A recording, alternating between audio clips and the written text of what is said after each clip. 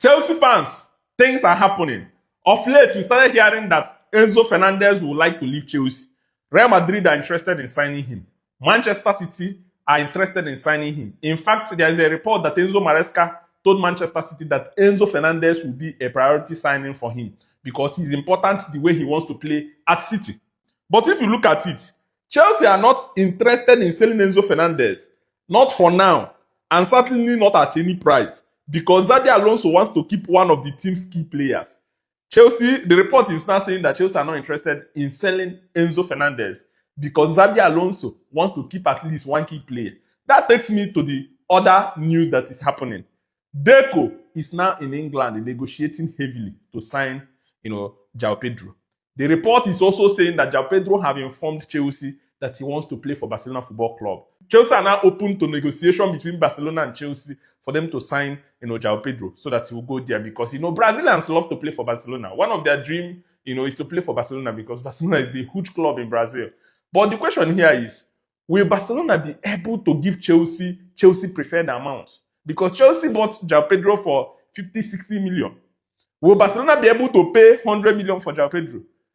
That's another question. If Barcelona are giving Chelsea what Chelsea wants, Chelsea can be able to say, okay, we'll look at it, we'll use the 100 million to go and sign another player, or probably sell João Pedro, sell Nicolas Jackson, sell Delap, and be able to, raise money to buy other players.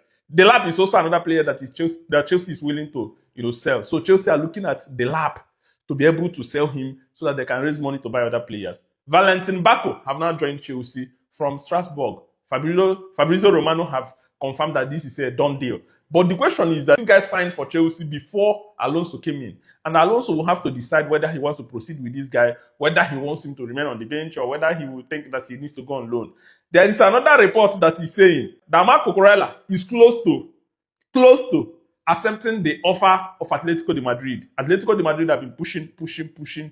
And they said that the agreement with Cucurella and Atletico de Madrid is close. But after getting the agreement, they will not have to come to Chelsea. Remember, if you check what is happening, Chelsea do not have franchise sponsor. Chelsea do not have Champions League qualification, meaning that Chelsea will definitely have to sell some players to be able to spend and to be able to balance the book. And this is very, very, very vital. So I wouldn't be surprised that one or two players, maybe Cucurella, maybe Enzo Fernandez, maybe João Pedro will be sold at a hefty amount so that we can be able to balance our books. But these are the interesting things. Xabi Alonso is already working, identifying key areas that Chelsea need to improve. I know striker is one of those key areas. I know defense is one of those key areas. And then balancing the middle. But let's see what happens. Let me know what to take in the comment section. Let's go.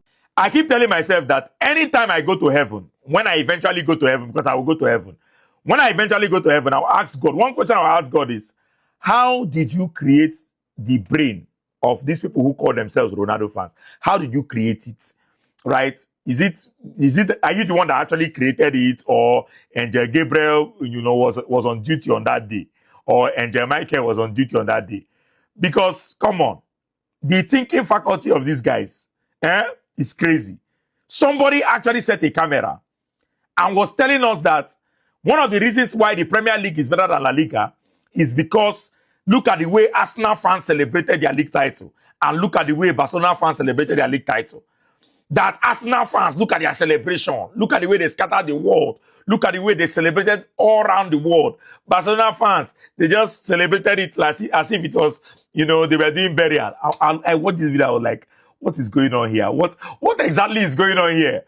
Does this guy understand context? Arsenal has gone 22 years. 22 solid years without a league title. And they finally win one. And you expect them to celebrate the league title the same way somebody that just won the league back to back. We won the league last year, and we won the league again this year. So you're expecting us to, do parade, throw parties, right? Gather people to come and celebrate something they win almost every year. God. How did you create these people? You need to explain to me. Don't worry, I'm coming to heaven. I'm coming. When I get to 98 years and I come to heaven, you must tell me how you created these people. Because they need to be studied specially.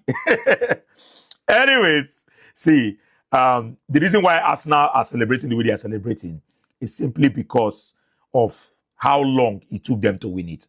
right? And that's it. If Arsenal wins the league title next season, they are not going to celebrate like this. If Arsenal wins the league title, they won't celebrate like this. They will not throw parties everywhere and invite people. And when Man City was winning the league back to back to back to back, how many times did you see them celebrating and, you know, scattering everywhere? You don't do all those things when you are winning back to back, right? Trust me. Arsenal wins the league again next season, you will not see all this kind of celebration.